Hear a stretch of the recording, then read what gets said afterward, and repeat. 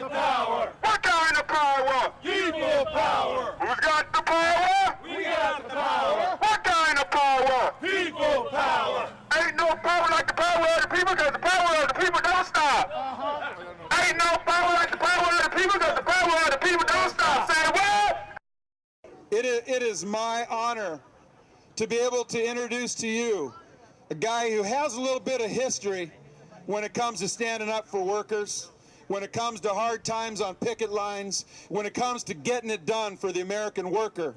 And it is my pleasure to introduce to you the president of the AFL-CIO, Richard Trumka.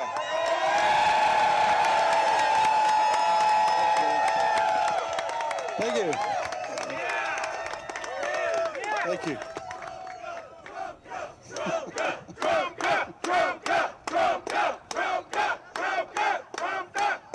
Thank you, thank you. First of all, I want to start off by thanking the building trades for bringing us a life-size statue of the CEO that's in here. Thank you, brothers and sisters. And I want to thank each one of you for showing up today, because on behalf of the 11.5 million members of the AFL-CIO, we're here together jointly to say no to Sheraton, yes to these people, yes to a contract, yes to fair treatment, and we won't go away until we get all of them.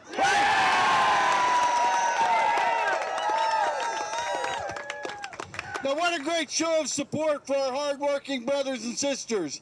I was talking to a few of them. This lady here has been here for 24 years. 24 years she's been here. And we want to know one thing. Here's what we want to know. We want to know, is America great enough, right? Are we great enough not only to build wealth for the millionaires and the billionaires, but to build good jobs and a decent life for the working people who make our country work? Right?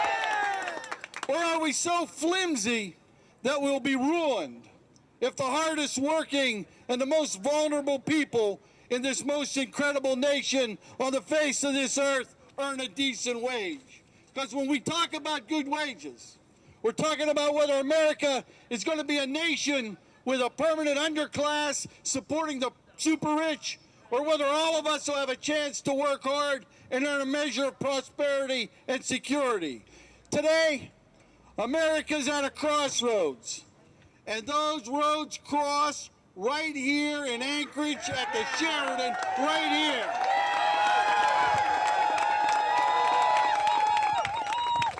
You see, inside that building, managers are using time-worn schemes to curtail the freedoms of free people. They're racking up labor violations as fast as they can. They got cameras. In fact, they're filming us right now. Turn around and just say hi to them for a second.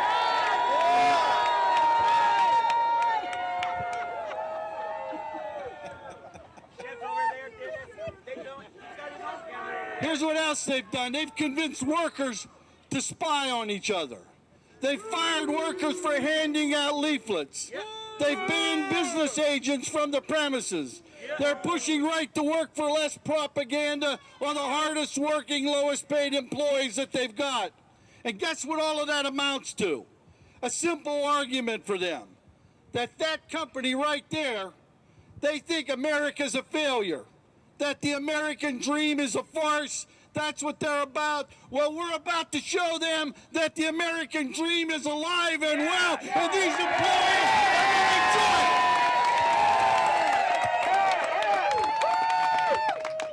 it. You know, it's almost funny if it wasn't so sad.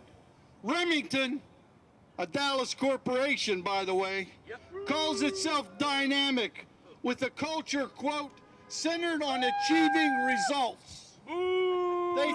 They think so much of themselves that they've actually applied to trademark the term, and I quote, the premier service provider to the hospitality industry. They say our people are the ultimate source of our competitive advantage. But what they don't tell you is the how and the why of that cynical, ironic statement.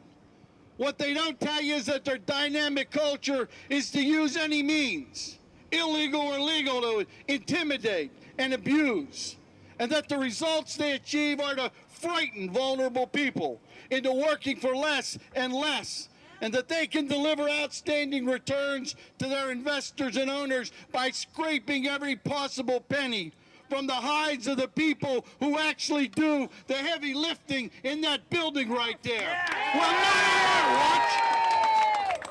You see, that's ugly, that's pessimistic, and that's a short-term vision of America, and I think it's disgusting, right? So if you call yourself a patriot, if you love America, then stand with us. Stand with these employers. And if you honor your own freedom to work together, then turn abusive jobs into good jobs, then stand together with us. We'll spread the word. We'll sustain the boycott until they crumble. We won't back down. And that's why I know we're going to keep fighting for your powerful actions against Sheraton and Remington and Hilton.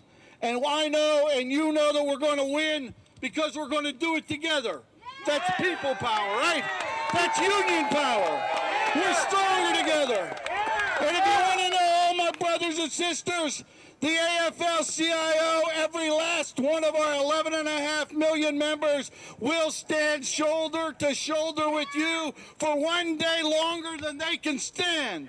Standing together, fighting together, marching together, voting together. That's how we're going to win, and I promise you, we won't back down, and we won't give in, and we won't let anyone, no Sheraton and no Hilton, stand in our way. Justice, brothers and sisters, justice for as long as it takes. God bless you.